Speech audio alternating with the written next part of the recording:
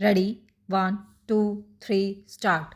Sir, I would just like to touch briefly on a few aspects of this question of national transport policy.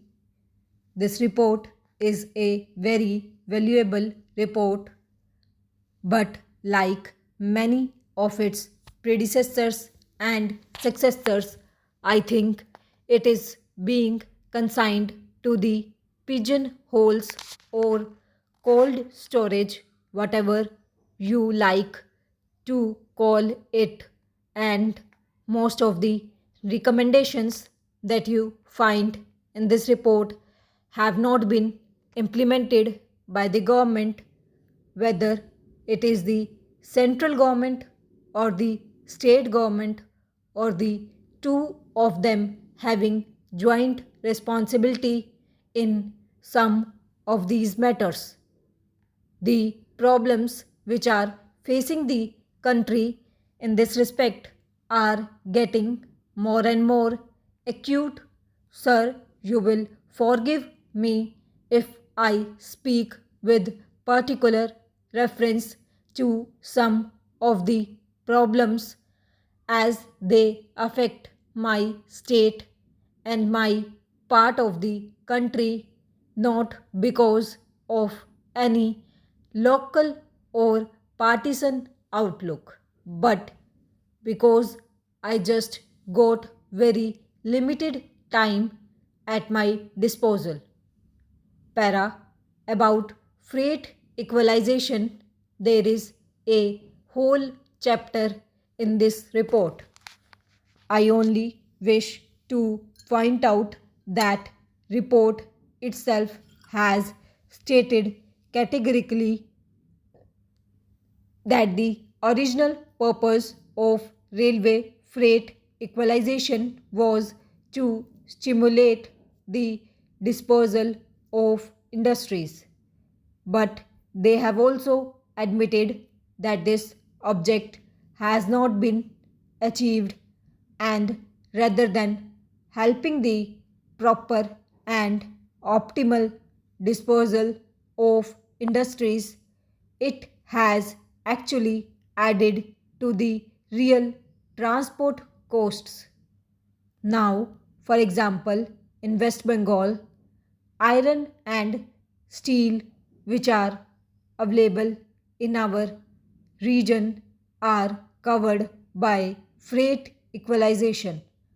So, that is an advantage enjoyed by the engineering industries located in other state at great distances like Maharashtra and so on. But in the reverse process, you find that Bengal does not grow any raw cotton. We have got textile industries and all the raw material. Cotton has to be brought from cotton growing areas, but it is not covered by freight equalization. So, our textile industry offers this disadvantage in competition with other older textile centers. Para, similarly, consumer goods have also not been covered. We have to get all our sugar from outside. We do not grow any sugarcane.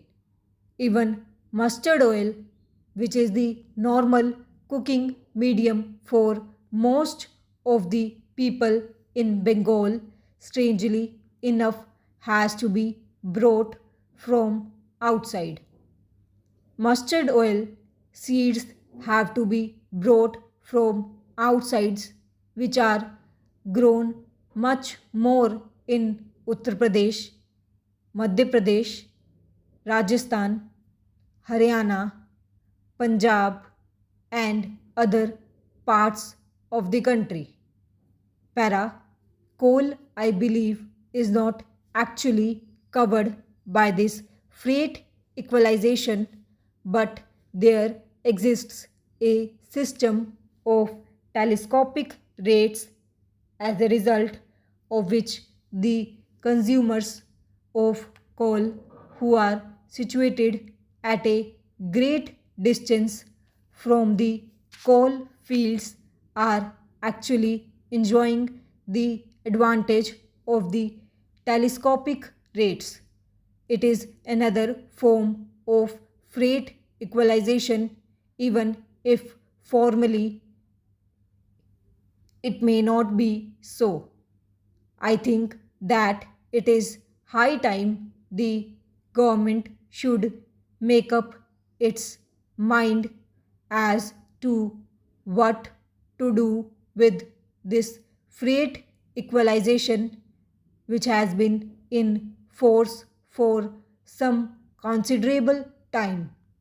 So, I strongly plead that this recommendation of the committee should be taken seriously.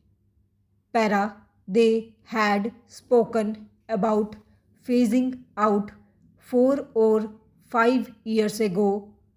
I think it is high time that this equalization policy was given up. It is working to the advantage of some states, but it is working against the interests of other states. Therefore, it becomes an issue not of harmonious reconciliation of interest, but it becomes an issue of controversy and dispute and adds to interstate tension and disputes. Then I would like to say something about the Kolkata port with which the Honorable Minister of Shipping and Transport is very much concerned. This report has spoken about the phase that most of our inland waterways are facing very serious hazards, that is to say, hazards of shallow water, erosion of the banks of the rivers, and so on. But of all the inland waterways, the one which is never described as an inland waterway because it happens to be one of the major rivers of this country is the Ganga.